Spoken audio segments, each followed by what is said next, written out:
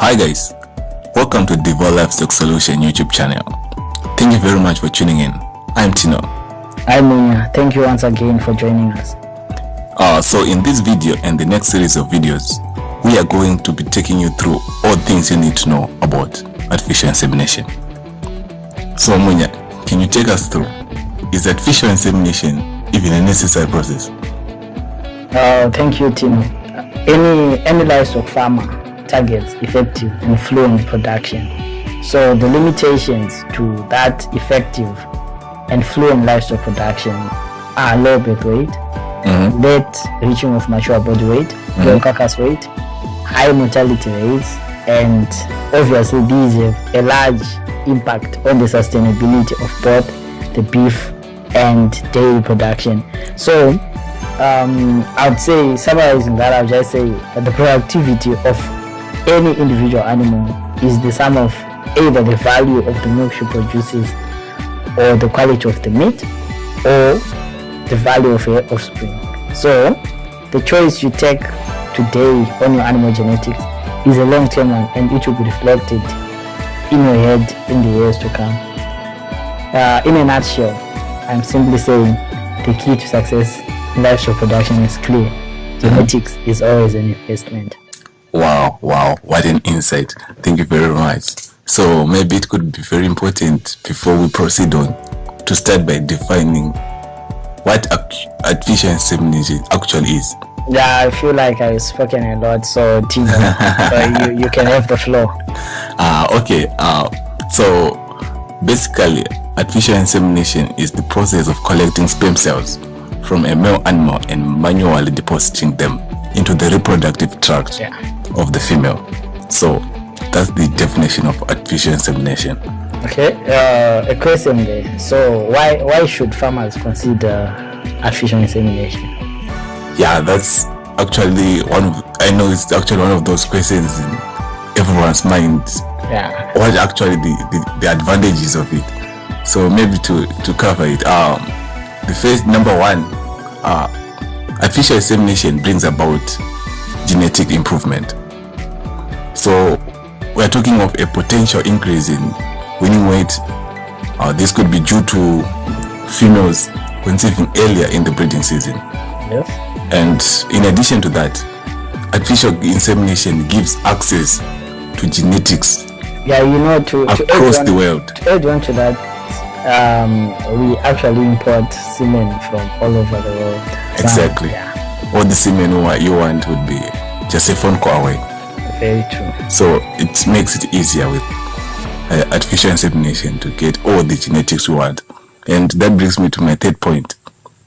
Artificial insemination gives access to genetics from bulls you cannot otherwise be able to purchase.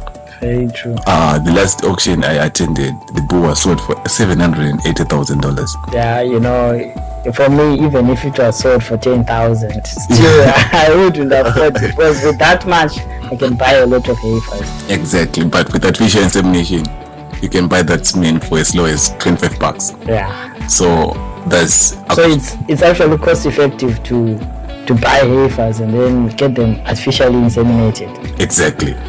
That's what we're talking about. Yeah. And moreover, with artificial insemination, it reduces the number of bulls required in a farm. Yeah, I know keeping a bull is expensive. Keeping a bull comes with a lot of challenges on its own. Yeah, I can think of the bull jumping over the fence. Exactly. Destroying the infrastructure there, the crow, or even bringing in some diseases from other farms. Talked about even its nutrition, its diseases. Very true. Temperament for very true. Bulls are known for a very, very high temperament. Yeah, I think it can even destroy the chute or even the deep tank. Exactly. It's a point I've seen bulls fighting to the extent of actually killing each other. Yeah, it's possible. Okay, so let's move on to the next point. Maybe you like to add. Yeah, speaking of bulls, it actually allows mating a bull with more females than it would be able to serve naturally in one season. So just a question there. Naturally, how many cows can a bull service? Not as much. Maybe in the next videos you actually give us the definite answer. Right. Okay, the next point there would be it allows for selective breeding as you actually choose the sire at the dam you want to breed. Exactly. And it also increases the value of the progeny, which is the offspring. Exactly. You are able to determine the genetics you want in the next generation. Yeah, because almost every semen straw will come with a pedigree and a clear history of the sires and the dam. Of which the value of an animal is in its records. So once you have the records, and usually the records from artificial insemination date back as far as maybe even 20 years ago. Very true. So, yeah. Very true. The other advantage to AI would be it reduces transmission of venereal disease. So we're actually looking at vibiosis, trichomonas foetus. Exactly. We're looking at even brucella. So we can add a lot to that list. Exactly. And then this one is I think it's the gold nugget for artificial insemination. Yeah. It gives the farmer a more compact calving pattern and intact production program. Exactly. Why I'm saying so is with artificial insemination, there comes with it synchronization. Exactly. It means all your cows, they go on heat at the same time. And once you synchronize your cows, then you have control of everything. You have control of everything. The pregnancy diagnosis will be done at the same time. Exactly. The calving at the same time. Exactly. The castration, the dehorning, the weaning. You love nutrition. The nutrition as well. The vaccinations. And now we speak of the money.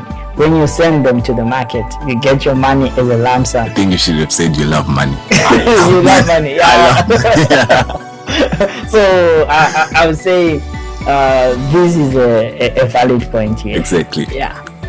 The other point to artificial insemination also would be the number of females not in cows at the end of the breeding season will actually reduce. Yeah. Maybe you could just elaborate a little more how it happens. Okay. For this one, what happens is more cows will conceive earlier in the breeding season, so they actually have more time to resume cycling after the calving. Okay. And even before the next breeding season for the following year starts. Yeah. The other thing also would be, those anestrus cows or the cows which are not cycling. Yeah. And the pre-pubertal heifers. Yes. Which are those heifers which haven't completed puberty but are set to breed in that breeding season. Yes. So these ones will be stimulated to cycle earlier in the breeding season. Why? Because we are using synchronization drugs which are hormones mostly, like progesterone. Yeah. And obviously with this program they would otherwise come into heat or cycle earlier. Yeah. And then the other point there would be the cows and the heifers that either have physiological or anatomical problems which will stop them from going in calf. They are identified earlier and they are removed from the breeding head. Because the profit from a cow, it comes from giving a calf each year. Exactly. So if in your head you have cows which are not cycling, that is a loss. Okay. So we need to identify the free martins. And when you're producing cows, no matter in dairy or in beef, at any given point, the cow should be in calf for it to be profitable. Exactly. So if you're able to identify a cow that is not in calf, then you're making profit. That's the whole process of it. Exactly. So I don't think we need to explain further on this point. Exactly. Let's move on to the disadvantages of artificial insemination. Obviously, we have them. Exactly. Like any other process, there should be disadvantages to it. Exactly. So the first disadvantage to artificial insemination could be that it requires a well-trained person and special equipment. Yeah, to do it. I can think of the inseminating guns, the liquid nitrogen tanks. Exactly. All those are not easy things to come by. Even if it, you need an experienced person. You need it. Yeah, that's true. And that comes at a cost. Obviously. If you have to compare with the natural method of breeding, you'd actually think maybe you just need a bull. Exactly. So in addition to that, artificial insemination requires more time than natural services. Yeah, you know, the artificial insemination program, depending on the synchronization protocol taken, a standard on average would be 12 days.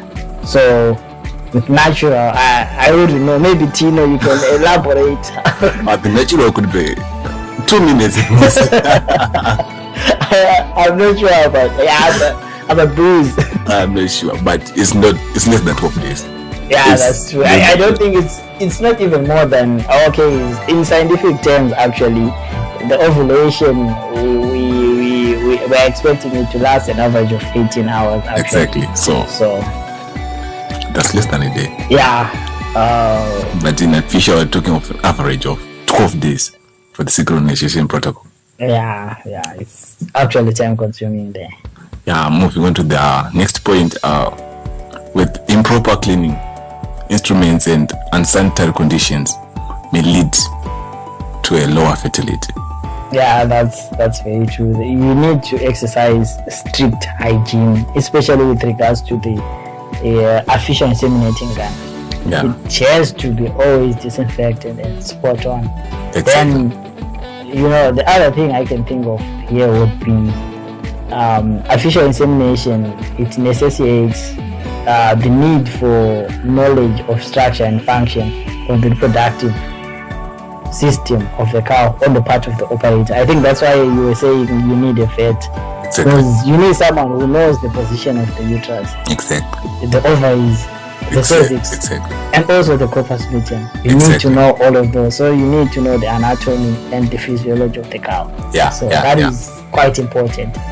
Then the other thing is, I remember on the advantages we mentioned that it reduces transmission of disease. But then if the bull is not properly tested, the spreading of disease will be increased. Because with artificial insemination, one bull can service millions of cows. Yeah. So that is also a drawback if that bull is not properly tested. But then with standards, it should be properly tested. It's always But properly if tested. it's not proper, that could so be. I think what farmers should be aware of is they should validate the source of the semen. Meaning, when you hire someone to do artificial insemination, though it has to be people who are accredited. Exactly. They have to be maybe, like we were saying, vets, because they are regulated by a governing board. Maybe in Zimbabwe it's the Council of Health Surgeons. Yes. They are held accountable by a code of professional conduct, Exactly. and they are not bogus. Yeah. And like going in the street and just getting anyone, they can just get semen from anywhere and it won't be that authentic. In computers, there's a term we use: GIGO, garbage in, garbage out. If you put in garbage, You get garbage. You get garbage. So if you're afraid of the cost, you get garbage. Wow, so cheap is expensive. Cheap is expensive. Wow. Exactly. Then I think the last point there would be the market for bulls will be reduced. These are the inferior bulls we're talking about. Exactly. While least that for superior bulls will be increased. Everyone would want the $1 million bull. Semen from the $1 million. Exactly, and we'll be getting it at $20. Yeah, $20 is true. Yeah, that is an advantageous disadvantage. Exactly. yeah. So guys, thank you very much for tuning with us. In our next video, we'll be covering all stages involved in the artificial insemination process. So be sure to like and subscribe to our channels for all the videos we're going to be producing.